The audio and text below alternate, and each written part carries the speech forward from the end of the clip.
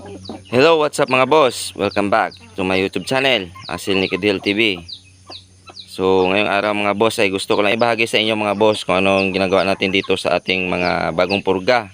Pagkatapos natin purgahin, ano nga ba ating dapat gawin o mga ginagawa para sa pagkukondisyon ng ating mga alagang broodhen. So, bago tayo dumako sa ating pag-uusapan mga boss, magpapakain muna tayo sa ating mga broodhen. So, ito na nga mga boss, nakaabang na siya. Yun. Yung pinapakain ko nga pala dito sa kanila mga boss para sa pagkukondisyon sa kanila is Integra 4000 mga boss. Yun.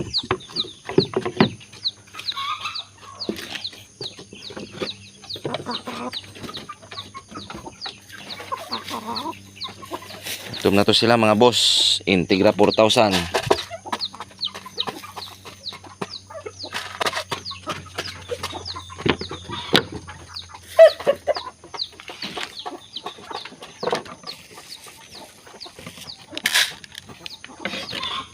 Yun, yung pure acel natin mga boss. Yung old lines natin na pure acel.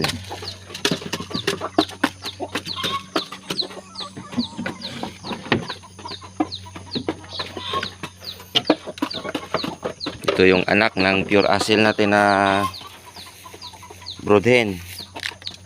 6 months old na to siya mga boss. At pwede na rin siyang isalang o gamitin para parang breeding. Yun.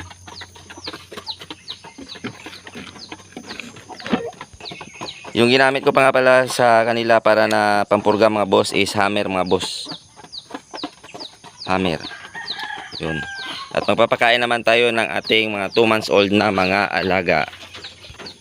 So dito sa 2 months old natin mga boss, yung pinapakain natin is Integra 3000 mga boss.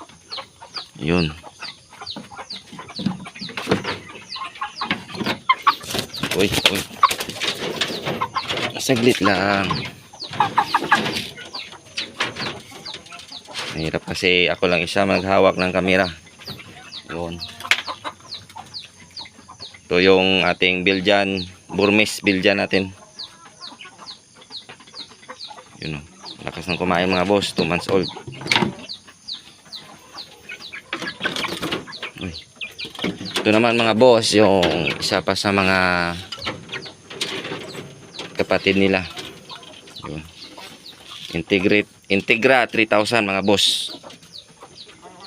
So, magpakain naman tayo sa ating 4 months old up mga boss. Ito nga pala yung 5 months old natin mga boss na Belgian acel. Yun. Yung pinapakain naman natin dito mga boss is Integra 3000 plus mga boss. Ito yung mukha niya mga boss. Yun. Yung Integra 3000 plus mga boss, may mais yan siya at may grains na halo. Didimix na yan mga boss. Para sa atin 3 months old up. Yun. At ito naman yung ating 3 months old up pa rin to mga boss. Pero ito, nag-range na to siya sa 5 months old mga boss. Native to mga boss, pangkatay. So tapos na tayo magpakain mga boss. At dumako na tayo sa ating pag-usapan. After pala natin magpurga mga boss, yung ginagawa ko ay nagtuturok ako ng B-complex. Yung ginagamit ko dito ay Bilamel. Depende kung ano yung hiyang sa inyo mga boss. For example mga boss, nagpurga ako nung hapon. Tapos kumagahan, magpaligo muna ako ng ating mga alaga. After noon, pagkahapon mga boss, magtuturok tayo ng B-complex. Yung ginagamit ko dito mga boss is Bilamel. Depende kung anong hiyang sa inyo mga boss. So, yun lang mga boss. Sana may natutunan kayo at nakapulutan nyo ito ng aral yung mga na-share ko sa inyo ngayong araw sa video na ito. At lagi nating tatandaan mga boss na ang sabong ay sports lamang. Huwag tayong magpakalulong sa sugal at lagi nating unahin ang ating pamilya. Maraming salamat and God bless sa ating lahat.